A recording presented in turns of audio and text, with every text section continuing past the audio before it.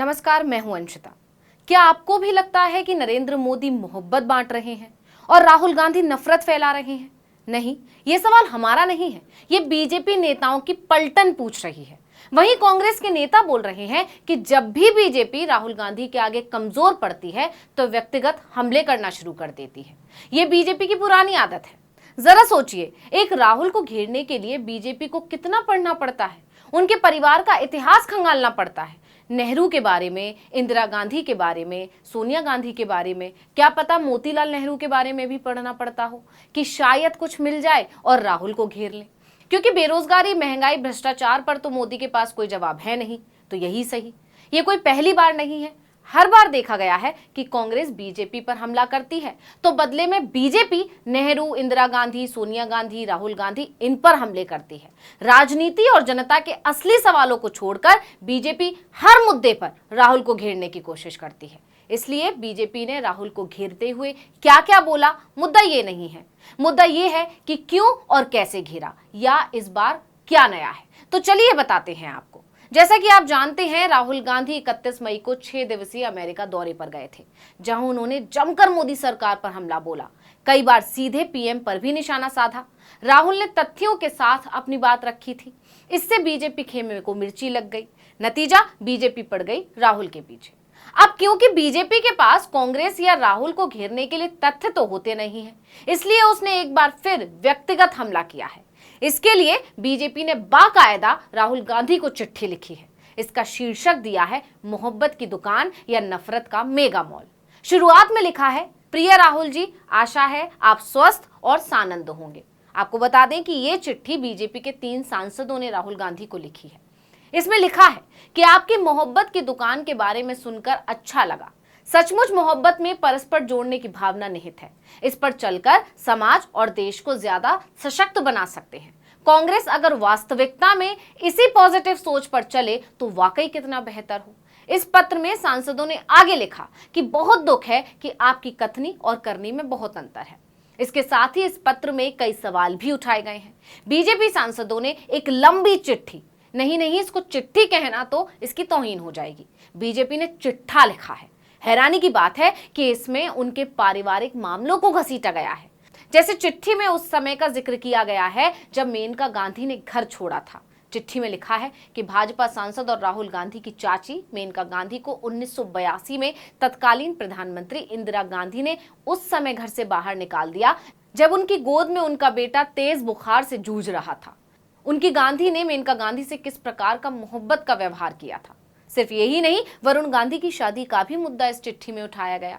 इसमें लिखा है कि आपके लिए मोहब्बत के क्या मायने हैं, ये निजी रिश्तों में भी बखूबी उजागर हो रहा है। आपके भाई वरुण गांधी अपनी शादी का न्योता लेकर खुद अपनी ताई सोनिया के घर 10 जनपद गए थे। याद है ना? मोहब्बत के रिश्तों को निभाने के लिए ना आप और ना ही आपकी माँ और बहन इस शादी में शामिल हुई, जबकि इंदिरा गांधी से मिले असहनीय अपमान के बावजूद प्रियंका गांधी की शादी में वरुण गांधी शामिल हुए थे। अब इस चिट्ठी को देखकर ऐसा कहीं से भी नहीं लग रहा है कि ये चिट्ठी एक राजनीतिक दल ने दूसरे राजनीतिक दल को लिखी है। ऐसा लगता है कि किसी दूल्हे के फूफा ने मंडप में नाराज होकर कुछ भी लिख मारा है। अगर कोई बीजेपी से पूछ ले कि जिन मेनका गांधी और वरुण गांधी को ढाल बनाकर आप ये गंदी राजनीति खेल रहे हो, उन मेनका और वरुण गांधी के साथ नरेंद्र मोदी ने जो गंदा खेल खेला है उसका हिसाब कौन देगा? लोकसभा की सबसे सीनियर मेंबर होने की बजाय मेनका गांधी को उन्होंने मंत्री नहीं बनाया। युवा चिल्लाने वाले नरेंद्र मोदी को हर फसादी युवा नजर आता है, सिवाय कई शानदार किताबों के लेखक और शानदार भाषण देने वाले वरुण गांधी के। जब मोदी सत्ता में आए तो वरुण बंगाल के प्रभारी हुआ करते थे। पहले फुर्सत में उन्होंने वरुण की कुर्सी छीन ली और फिर कभी आगे बढ़ने ही नहीं दिया। अपनी खुन्नस में जितनी बेइज्जती मेनका और वरुण गांधी की नरेंद्र मोदी ने की है, उतनी तो कोई क्या ही करेगा। अगर मोदी वरुण गांधी को अपना सलाहकार बना लेते तो नोटबंदी और खेती बिल जैसे बकवास किस्म के तुगलकी फैसलों से बच जाते। मेनका गांधी का इस्तेमाल करके मोदी ने उन्हें करीने से ठिकाने लगा दिया। 2019 में मेनका ने सुल्तानपुर सीट से जीतकर इतिहास रच दिया था, लेकिन बदले में क्या मिला? अक्टूबर 2021 में उन्हें और वरुण दोनों को राष्ट्रीय कार्यकारिणी से भी हटा दिया गया और आज उनका ही सहारा लेकर बीजेपी कांग्रेस और राहुल को घेरने की कोशिश कर रही है। खैर, राजनीतिक मुद्दे नहीं मिले तो परिवार के अंदरूनी मामले को ढाल बनाकर बीजेपी इस्तेमाल कर रही है। जैसा कि हम बोल चुके हैं कि इसे चिट्ठी कहना तौहीन होगी। 9 पन्नों के इस चिट्ठी में बीजेपी ने तमाम तरह की भड़ास निकाली है। इसमें राजनीति जैसी कोई चीज नहीं है। राहुल पर निशाना साधते हुए भाजपा नेताओं ने आरोप लगाया है कि अगर इतिहास उठाकर देखें तो आपके साथ ही हर किसी को समझ में आएगा कि आपकी मोहब्बत की दुकान की असलियत क्या है। यही नहीं, भाजपा नेताओं ने 4 दावे भी किए। पहला, कांग्रेस के राज्य में ही सबसे अधिक दंगे हुए और नफरत की दुकानें सजाई गईं। दूसरा, नेहरू गांधी परिवार ने कांग्रेसी नेताओं के साथ किस प्रकार की बदसलूकी की। तीसरा, आपके परिवार ने अपने ही रिश्तेदारों से किस प्रकार का अमानवीय बर्ताव किया। और चौथा, देश की महान विभूतियों के प्रति आपके परिवार की नफरत आज भी प्रकट होती है। चिट्ठी में सिख मामले के अलावा कई घटनाओं का जिक्र किया गया है और इसे जायज ठहराने के लिए कांग्रेस नेताओं पर निशाना भी साधा गया है।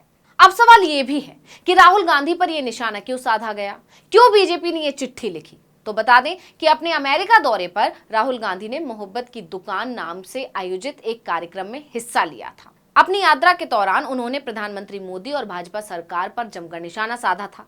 इसे लेकर भाजपा ने राहुल पर जमकर निशाना साध दिया है। उन्होंने कहा था कि भारत की संविधा में नफरत नहीं, मोहब्बत है, जिसे हम आगे लेकर जा रहे हैं। उन्होंने कहा था, मैं यहाँ पर मन की बात करने नहीं आया हूँ, मुझे यहाँ आपके मन की बात सुनने में ज्यादा दिलचस्पी है।